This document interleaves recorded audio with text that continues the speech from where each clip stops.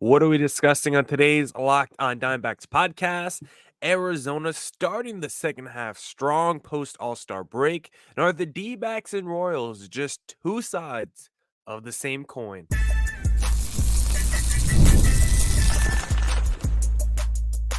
You are Locked on Diamondbacks, your daily Arizona Diamondbacks podcast, part of the Locked on Podcast Network, your team every day.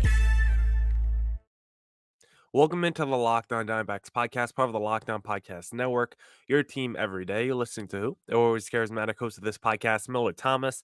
I'm a multimedia journalist and I'm a graphic designer, so please go check out my website, millardthomas24.myportfolio.com. On there, you can see all my latest work, from my packages to my articles to my photos and my graphic design.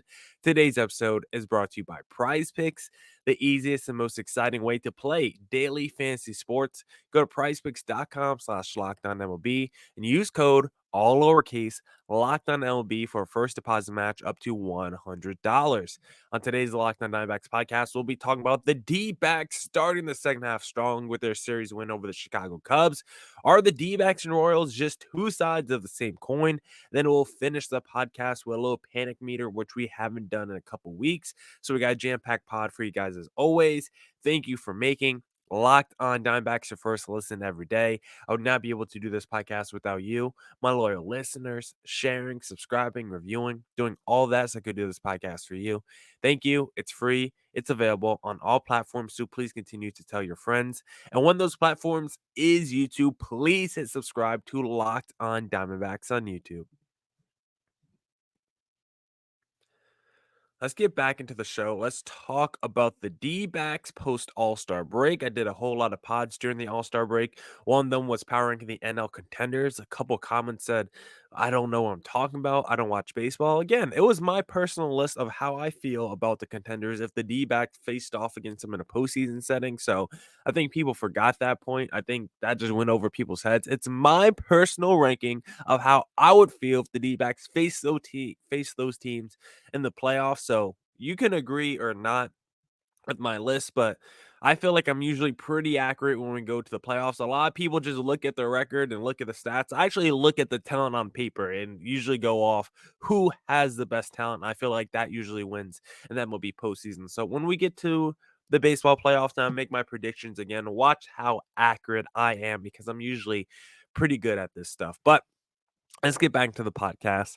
Let's talk about the D-backs and their strong start to the second half of the season because coming out the gates, we talked about it for the rest of July. They had a very nice schedule after that gauntlet of the July, those first couple weeks of the month entering the All-Star break. Those were some tough opponents against the Dodgers, Padres, and Braves. We said that might have been their toughest stretch of the schedule for the whole season. And then we said coming out the All-Star break, the next four series post All-Star break, maybe the easiest part of the D-back schedule. And the first series out the break was against the Chicago Cubs, a team the D-backs had a lot of success against last year, had to face off against them in the wild card race. They were kind of neck and neck the whole year, and the D-backs really took it to the Chicago Cubs the final couple months of the season where everything was on the line for the wild card race. And once again, to start the second half, a lot on the line in the wild card race. The Cubs were a few games back. They really needed the series against the D-backs, and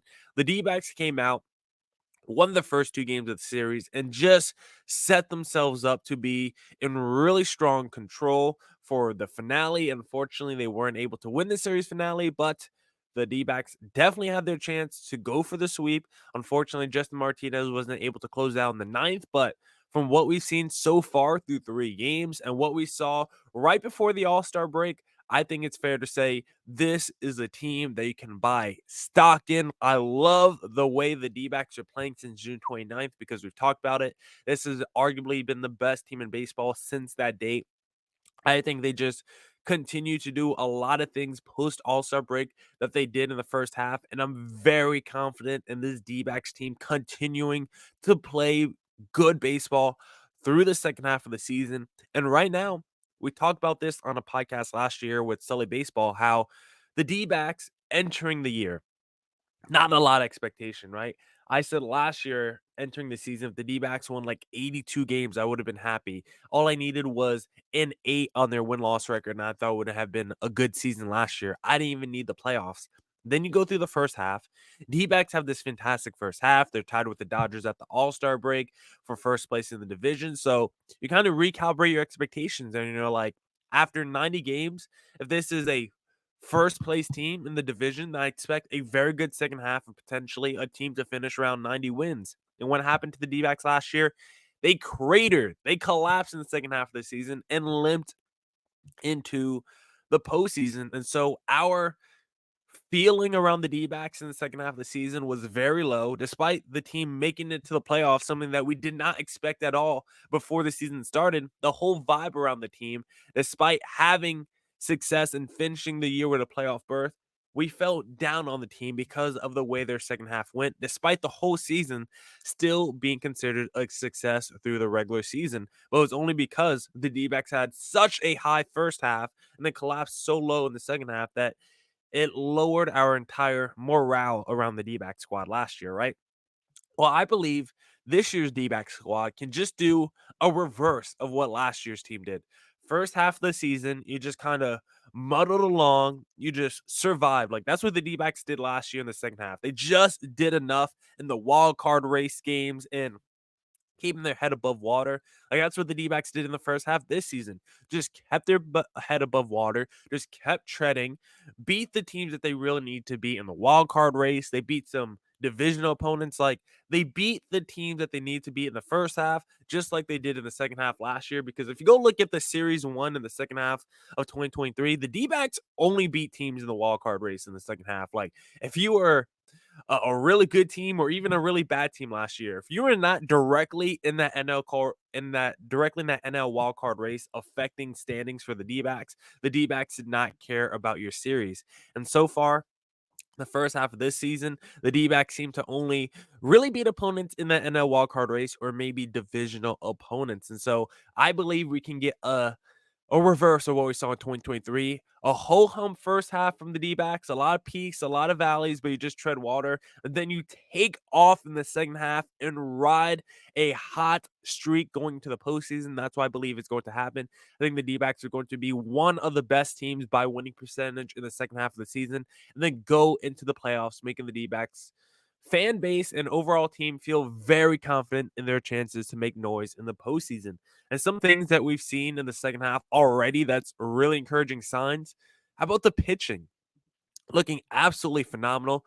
Ryan Nelson of the D-backs has been in a groove recently. He's performing or he's pitching very well for the D-backs recently. When you look at his last few starts for the D-backs, Ryan Nelson is heating up in a big way and turning some heads and having not just great starts, but quality starts, right?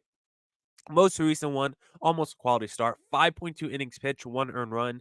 7 innings, 3 earned runs before that. 6.2 innings, 1 earned run before that. And then 5 innings, 1 earned run was his previous start before that one.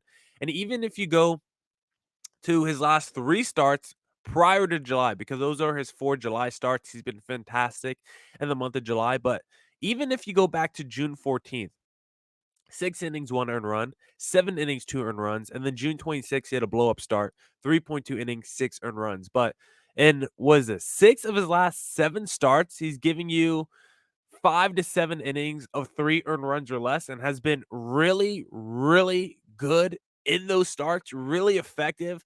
Some of his pitch locations have been nasty, like that most recent start against the Cubs, a 9 strikeout performance. Like sometimes that fastball is rising with movement and he's locating it perfectly. Ryan Nelson is in his bag right now. He looks fantastic. Brandon Pfaadt, as I said, one of my big predictions in the second half was Brandon Pfaadt finishing top 10 in Cy Young voting. And through 1 start, he looked fantastic as well. He shut down the Cubs on Sunday. 7 innings, 1 hit, 7 Ks. Pfaadt looked fantastic. The back end of the bullpen has an identity. Ginkel, Thompson, Sewald did their job. Martinez did his job more or less in this series. Obviously, gave up the series finale, but helped close it out in game number 2. Like the way the D-backs offensively look. Eugenio continues to swing the bat well. We saw some Corbin Carroll power. Love Gabby Moreno hitting high in the lineup. Overall, great start out the break for the D-backs. They are now tied for the final wild card spot. Next up, they have a winnable series against the Kansas City Royals, which we'll preview in segment number 2. If you're looking to play daily fantasy sports, then I suggest Prize Picks because Prize Picks is America's #1 daily fantasy sports app with over 5 million active members. Prize Picks is the easiest and most exciting way to play daily fantasy sports. Like other apps, on Prize Picks, it's just you against the numbers. All you do is pick more or less on 2 to 6 player stats projections and watch the winnings roll in. Get in on the daily action with your friends and become part of the Prize Picks community today. You can now win up to 100 times your money on Prize Picks with as little as 4 correct picks. You can turn $10 into $1,000. Prize Picks is available in more than 30 states across the country, including California, Texas, and Georgia. Download the Prize Picks app today and use code LOCKEDONMLB for a first deposit match up to $100. That's code LOCKEDONMLB on Prize Picks for a deposit match up to $100. Prize Picks, pick more, pick less. It's that easy. If you're looking any parts for your vehicle, I suggest eBay Motors because passion, drive, and patience, the formula for winning championships, is also what keeps your ride or die alive. eBay Motors has everything you need to maintain your vehicle and level it up to peak performance. Superchargers, roof racks, exhaust kits, LED headlights, and more. Whether into speed, power, or style, eBay Motors has you covered with over 122 million parts for your #1 ride or die. You'll always find exactly what you're looking for. And with eBay Guaranteed Fit, your part is guaranteed to fit your ride every time or your money back. Because with eBay Motors, you're burning rubber, not cash. With all the parts you need at the prices you want, it's easy to make your car the MVP and bring home huge wins. Keep your ride or die alive at ebaymotors.com. Eligible items only. Exclusions apply. eBay Guaranteed Fit only available to U.S. customers. All right. Let's get back into the Locked On Diamondbacks podcast. If you like the show, please follow me on Twitter at CareerThomas24 for the personal account, or look up Locked On Diamondbacks about Twitter and Instagram for the podcast handle, and also look up Millard.Thomas123 on Instagram for the personal account. Let's get back to the show and let's talk about this next series.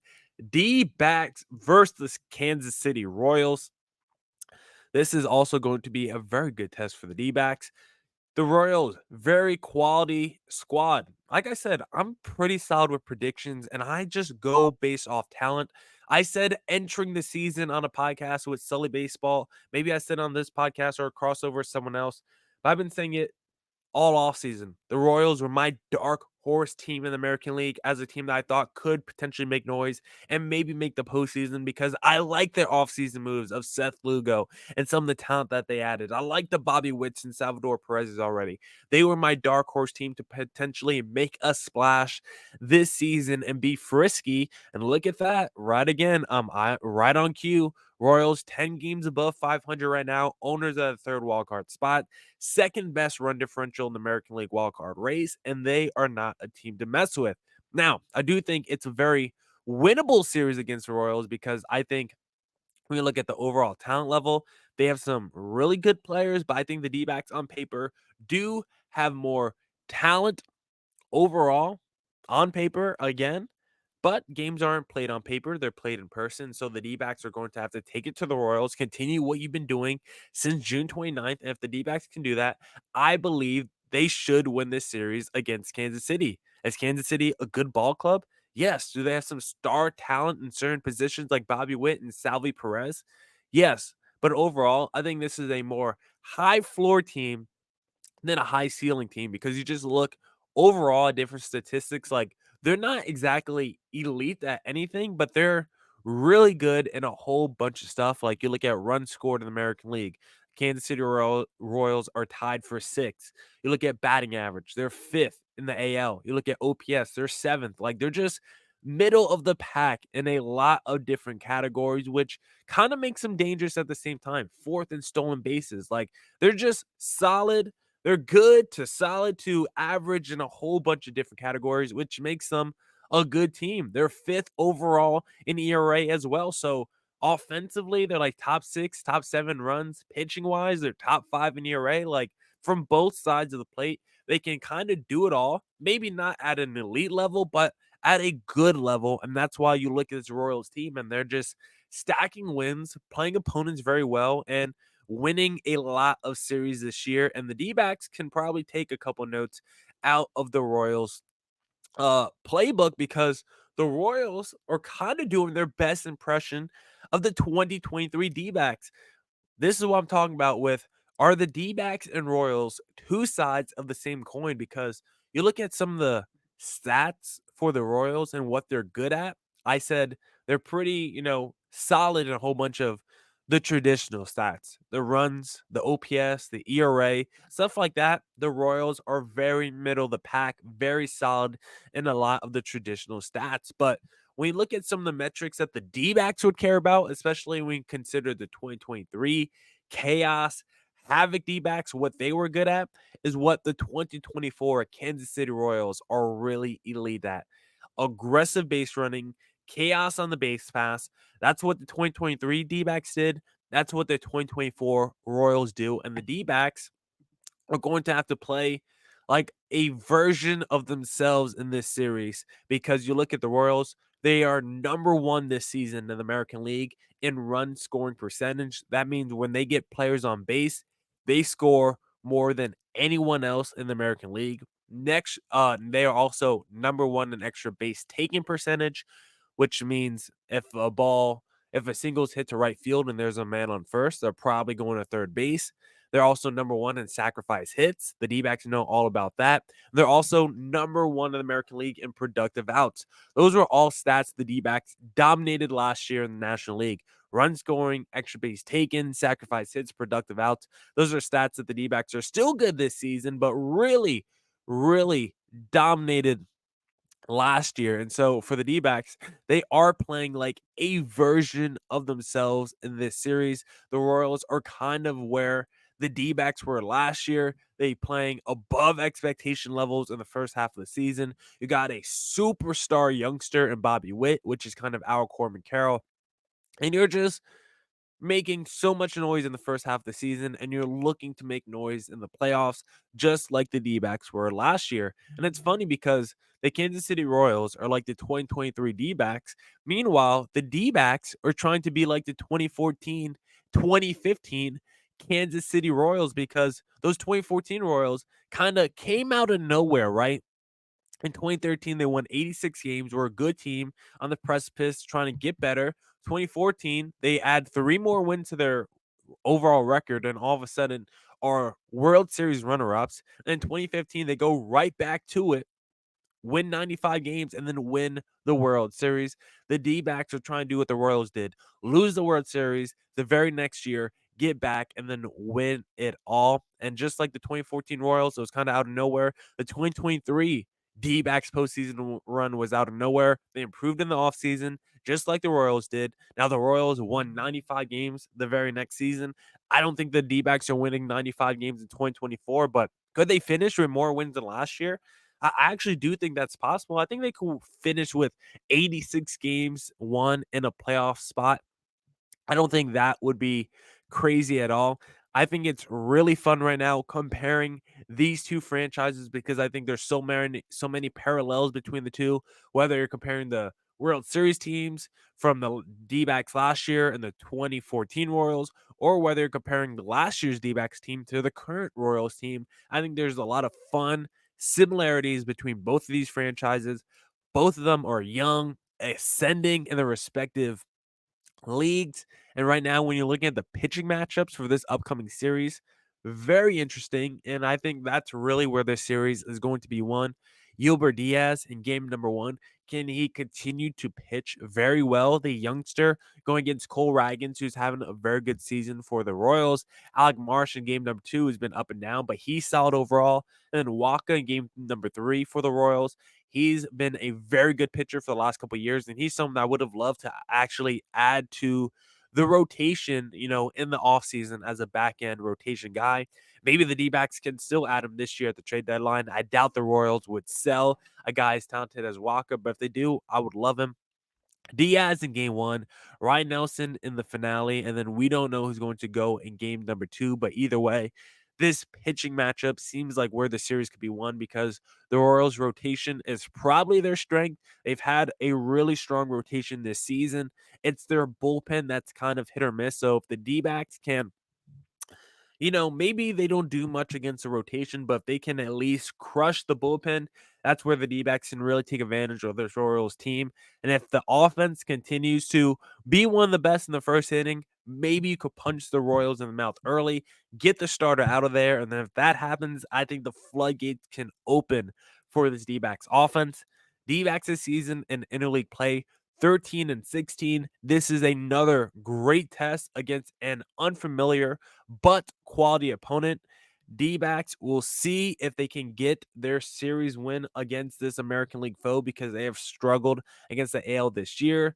The Royals are a tough team, but if you can win this series, you go back to some easier games against the Nationals and Pittsburgh Pirates. So let's go get it done against Kansas City. And coming up next, we'll unveil a new number on the D-backs panic meter. And hey, if you want to bet on the D-backs winning this next series against the Kansas City Royals, then why not place a little money down on FanDuel because I love sports. I love them so much. I never want them to stop. But as the playoffs wind down, we get fewer games and the sports aren't sporting like I want them to. But FanDuel lets me keep the sports going whenever I want. All I have to do is open the app and dream up bets anytime I'm in the mood. And this summer, FanDuel is hooking up all customers with a boost or bonus daily. That's right, there's something for everyone every day, all summer long. My favorite thing to do on FanDuel is the same game parlay. Give me the D backs money line. At thoughts on the mound, give me the over on innings, and give me Marte over on total bases. There's something for everyone, so head to fanduel.com and start making the most out of your summer. FanDuel, official sports betting partner of Major League Baseball.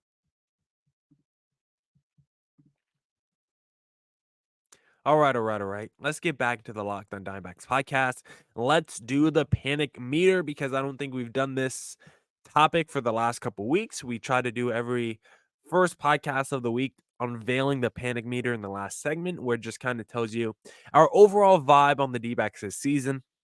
I think the last time we did this was not the weekend before the All-Star break, but the weekend before the last weekend before the All-Star break. So I think it's been a couple weeks at least since we've done the panic meter because I know I definitely forgot to do it last weekend. I remember the last time we unveiled this number, the D-backs panic meter was at a 5 because I think they were still entering that series against Atlanta. We still felt it was either entering that series against Atlanta or Toronto. I want to say it was against Atlanta. And the D-backs were still right there at 500, still on the outside looking in for a wild card spot. And they had just been the Dodgers and Padres. And we were feeling good about the D-backs, but we were still like, this team can go any direction. We like the way that they're playing. They've been on a heater recently, but we still don't have enough confidence in this team to definitively feel like they could swing in either direction. That's why I put it at a 5 because we felt like there was potential for the D-backs team to continue to play well, right? Continue to pitch well, continue for the offense to hit, and for that number on the panic meter to drop. But also wouldn't have been surprising if they ended the first half badly and they went against Atlanta and lost 3 out of 4. And then maybe against Toronto, trap series. Dalton Varsho crushed us in that series. Maybe the Blue Jays win 2 out of 3. Then all of a sudden you're back to being below 500 on the outside looking in for a wild card spot, and you feel like the vibes are bad entering the All-Star break. But thankfully that didn't happen. D-backs, after dropping the first 2 games against Atlanta, came back to split the series, then beat Toronto 2 out of 3, and the D-backs enter the All-Star break on a really high, feeling good. Morale's up, confidence is up, pitching is good. Lineup is good. Like overall, the team is playing very well. And that's why on this week's edition of the Panic Meter, I'm not just going from a 5 and dropping it down one number.